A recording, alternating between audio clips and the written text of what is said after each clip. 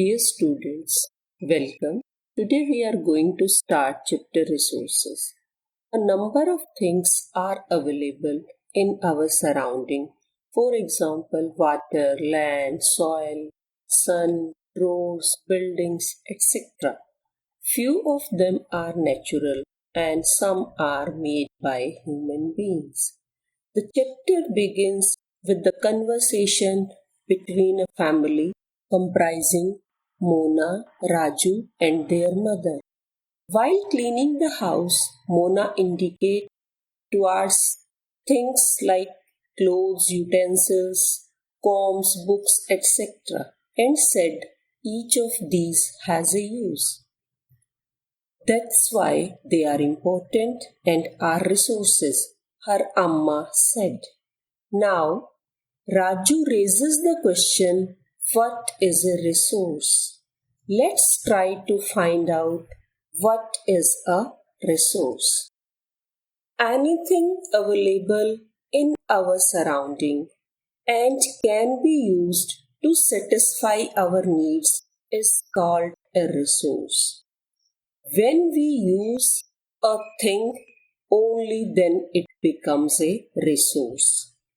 All the natural objects were present on the earth since ages, but early man was not aware how to use these resources. He was not having technology to use these substances. For example, land was there, but he lives like nomads. Later, with passage of time, he started raising crops, growing fruits, building roads, houses. Then land became a resource. Similarly, he used water only to quench his thirst, but later we start using water for irrigation, for industrial purpose, and for generation of hydroelectricity. Hence, water become a valuable resource. The chapter deals with three more terms. They are utility, value, and patent. The quality of use makes any substance a resource, the thing which can be used for any purpose. They are resource and this quality of use is referred as utility. Second term is value. It means worth. Some substances have economic value, some do not. For example, minerals have economic value. On the other hand, a beautiful landscape attracts us, give us satisfaction. Both have worth. Third is patent. The exclusive right over an idea or invention is referred as patent. Some homemade remedies of our grandmother have no commercial value today. But if they are patented and sold by a medical firm, they may become economically valuable. So, patent means the exclusive right over an discovery.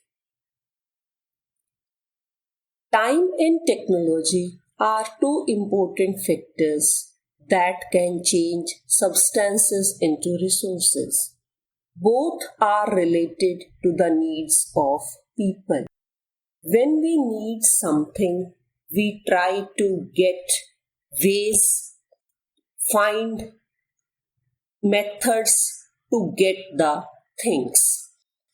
All of us have heard आवश्यकता आविष्कार की जननी है. People themselves are the most important resources. Their qualities of knowledge, ability, skill, technology led to creation of more resources. Each invention leads to many others. For example, the discovery of fire led to the practice of cooking, while the invention of wheel led to the development of modern means of transport vehicles we are using. Resources can be broadly divided into three parts: natural, human made, and human.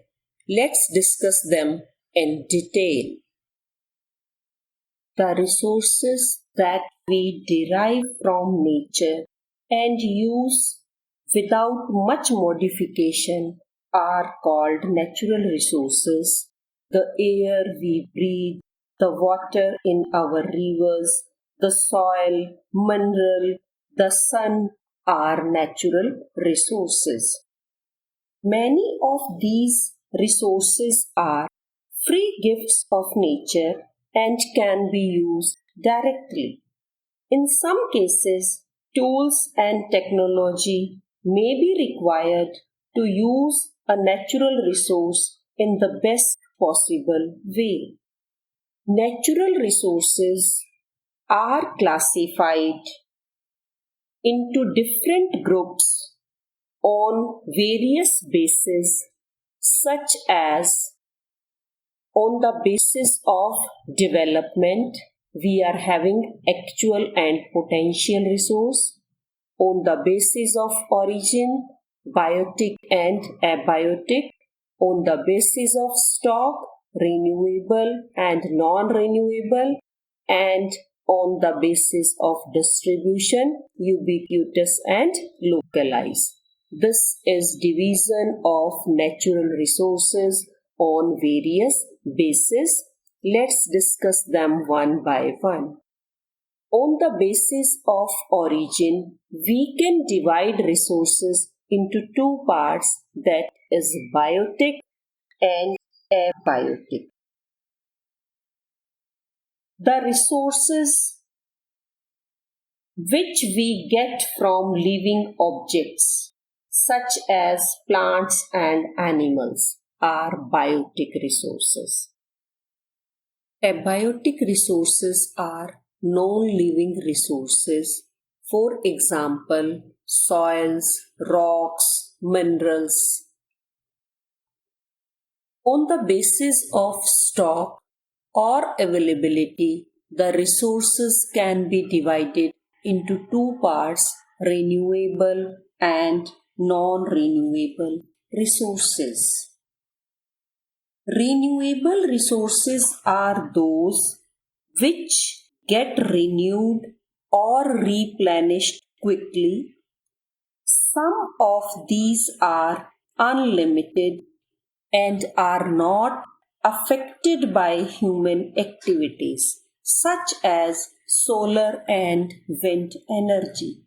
Yet, careless use of certain renewable resources like water, soil, and forest can affect their stock.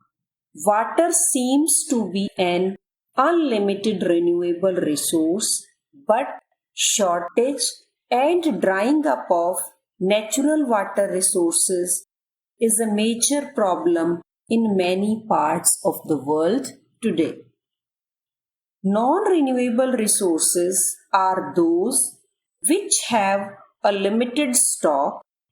Once the stocks are exhausted, it may take thousands of years to be renewed. Since this period is much more than human lifespan, such resources are considered as non-renewable resource. For example, coal, petroleum, and natural gas.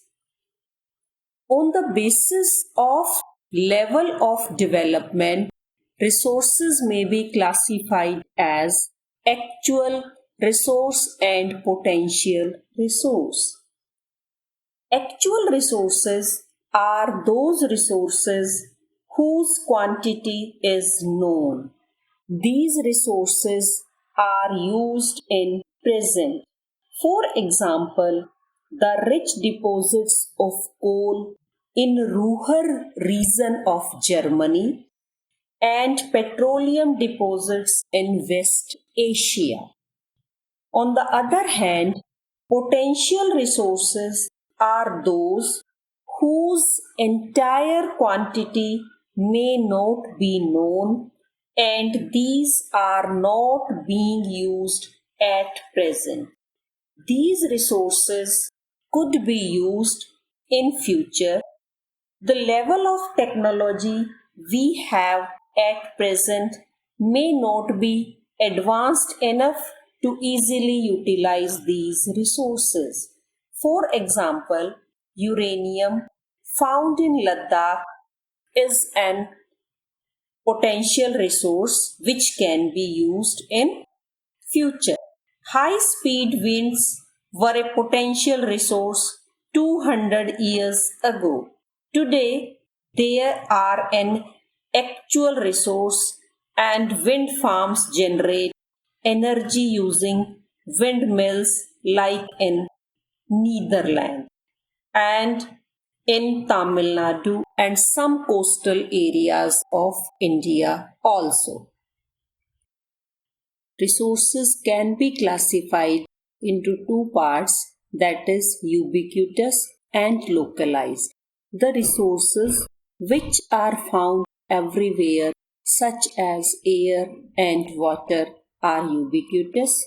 On the other hand, the resources which are found at certain places are referred as localized resource, for example, copper and diamond. The resources are not found equally on the surface of Earth.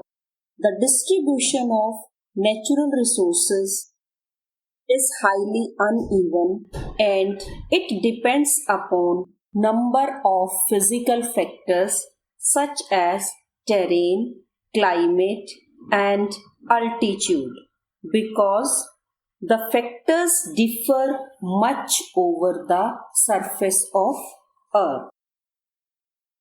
Now, let's discuss about human-made resources.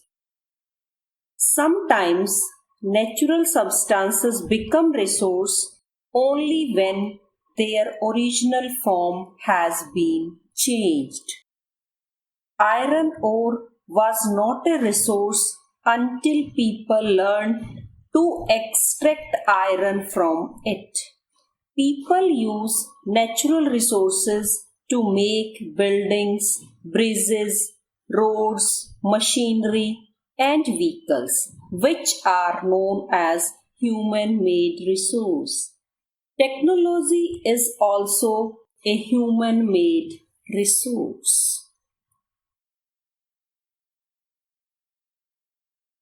Have a look at this slide, how man is using natural resources to manufacture different things. From forest, medicine, pulp, rubber, cotton, oil is converted into energy fuel, water is converted into energy. All these are water, oil, forest, rocks are natural resource, and man is taking advantage from them. Man has converted them into man-made resources.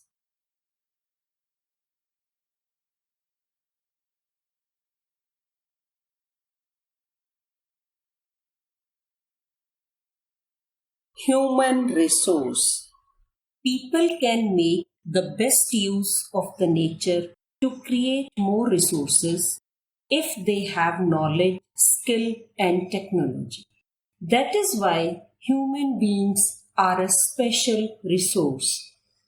People are human resources. Education and health help in making people a valuable resource, improving the quality of people's skills so that they are able to create more resources is known as human resource development. Let us see the definition of human resource. It refers to number and abilities of the people. Though there are differing views regarding treatment of human as a resource, one cannot deny the fact that it is the skills of human that help in transferring the physical material into a valuable resource. These are the qualities which make human being a perfect resource. Most important part of the chapter is conservation of resources. By now we are familiar with the type of resources. It's our duty to conserve resources. Mahatma Gandhi said, "Earth provides enough to satisfy every man's needs, but not every man's greed." Resources are limited, so we should conserve resources. Mona had a nightmare. The chapter begins with the family. Mona is girl from that family. All of us dream. She dreamt that all the water on the earth had dried up and all the trees cut down. There was no shade and nothing to eat or drink. People were suffering and roaming around desperately looking for food and shade. She told her mother about the dream. "Amma, can this really happen?" she asked. "Yes," Amma replied. "If we are not careful, then even renewable resources can become very scarce and the non-renewable ones can definitely get exhausted. What can we do about it?" Raju asked. "Lots," replied Amma. What we can do to conserve resources: minimize the use of resource, avoid wastage, make use of resources wisely, judicially. We should conserve resource because we know that nature provides us all our basic needs, but we tend to overexploit it due to our greed.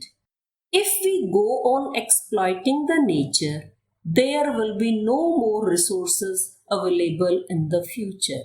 There is an urgent need to conserve the nature. Some of the needs are to maintain ecological balance for sporting life, to preserve different kinds of species, to make the resources available for the present and future generation, to ensure the survival of human race. Each person can contribute by reducing consumption, recycling, and reusing things.